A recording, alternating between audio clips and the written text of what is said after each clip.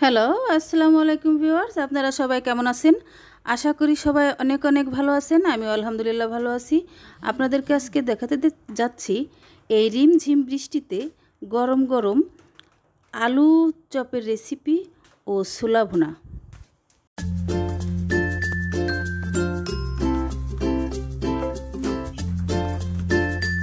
প্রথমে আমি প্রেসার কুকারে ছোলা আর আলু সিদ্ধ করে নিয়েছি। এটা তো আর আপনাদেরকে দেখাতে হবে না, আপনারা সবাই এটা পারেন।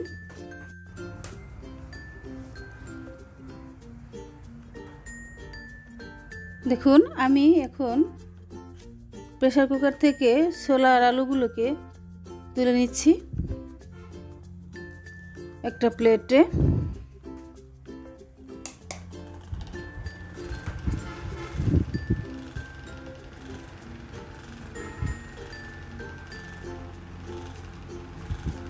এখন আমি ছোলাগুলোকে আলাদা করে ফেলেছি আর আলুগুলোকে আলাদা করে ফেলেছি। এখন আমি আলুগুলোর খোসা ছাড়িয়ে নেব একটা একটা করে।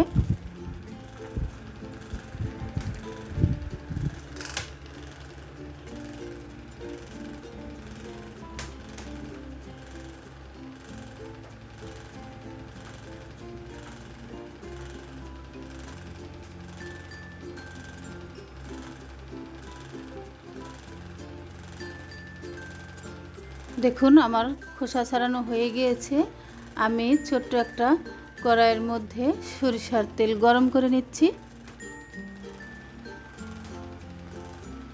এখন সরিষার তেলের মধ্যে আমি দিয়ে দিচ্ছি শুকনো মরিচ।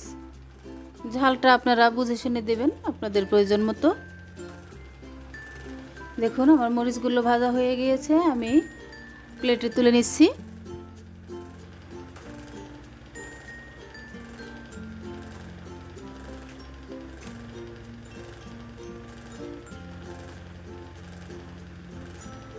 এখন আমি কিছু পেঁয়াজ কুচি লাল লাল করে ভেজে নেব।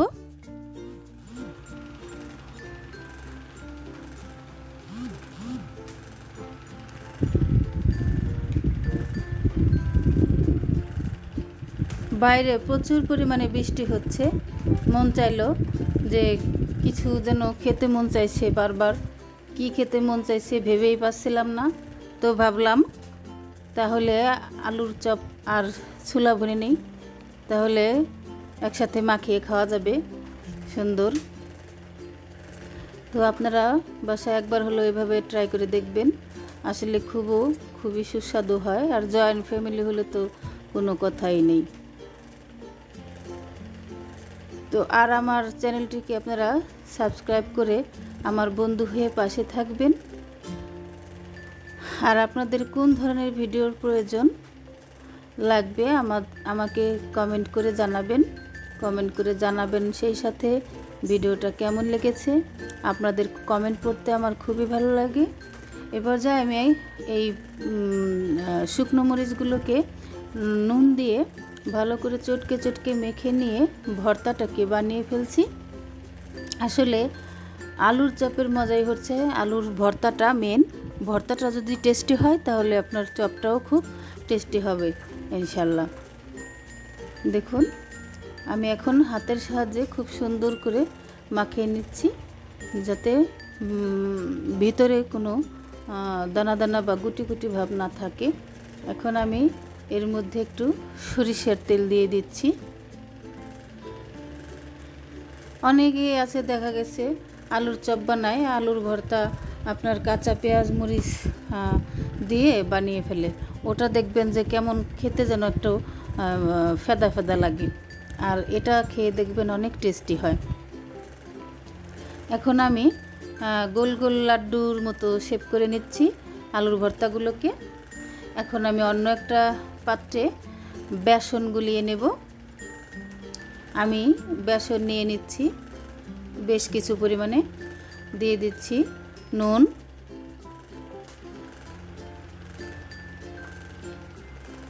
এখন দিয়ে দিচ্ছি এর মধ্যে হলুদ গুঁড়ো,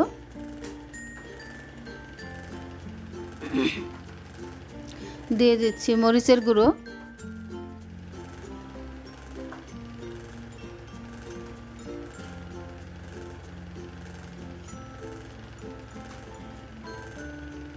এর মধ্যে দিয়ে দিচ্ছি 1 চিমটি বেকিং সোডা। এখন আমি অল্প অল্প করে পানি দিয়ে এভাবে গোলাটা তৈরি করে নেব।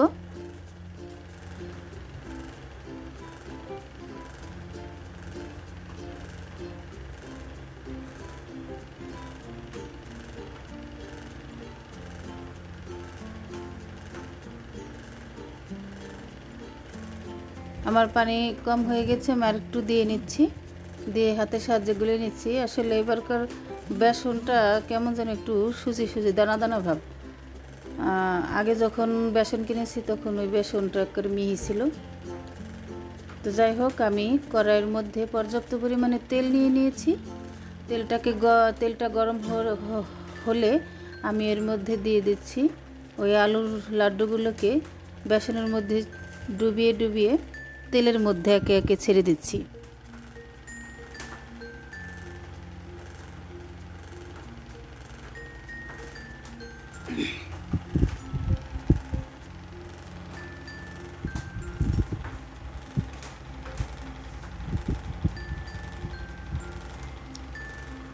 আসলে কড়াইয়ে পর্যাপ্ত পরিমাণে তেল গরম করে নিয়ে এই চপগুলোকে একটা একটা করে ডুবিয়ে ডুবিয়ে ভাজলে সবচেয়ে সুন্দর হয়। আমার হাতে সময় খুব কম, তাই আমি 4-5টা করে একসাথে ভেজে নিয়েছি।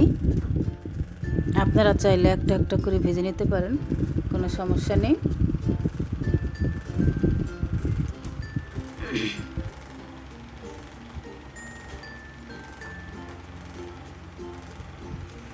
দেখুন আমার এগুলো হয়ে গিয়েছে, আমি একটা প্লেটে তুলে নিয়েছি।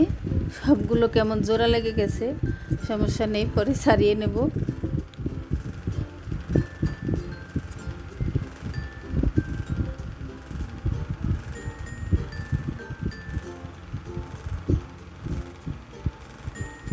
দেখুন দেখতে কি লোভনীয় হয়েছে।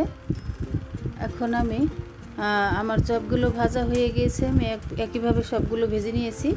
এর মধ্যে দিয়ে দিচ্ছি শুকনো মরিচ। ওই তেলের মধ্যেই কড়াইয়ে অবশিষ্ট তেল ছিল, সে তেলের মধ্যে শুকনো মরিচ ভেজে নিচ্ছি।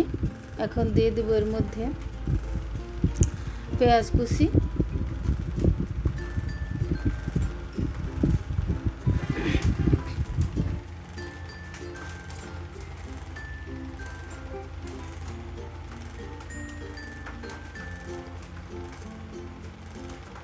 পেঁয়াজটাকে সুন্দর করে লাল করে ভেজে নেব।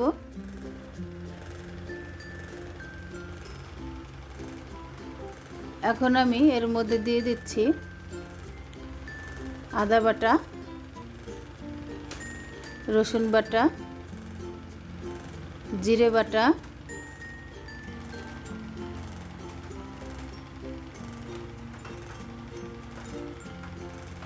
একটু নেড়ে চেড়ে নিলাম যাতে পুড়ে না যায়।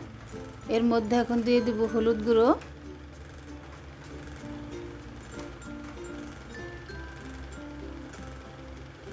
দিয়ে দিচ্ছি শুকনো মরিচের গুঁড়ো,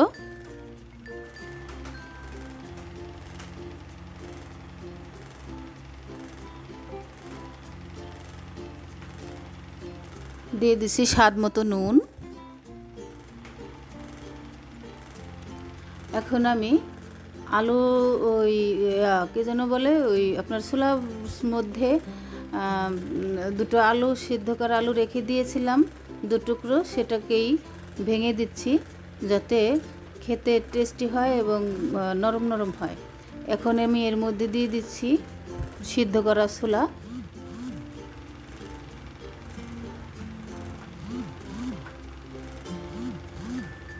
এখন আমি নেড়ে চেড়ে সুন্দর করে কষিয়ে নেব।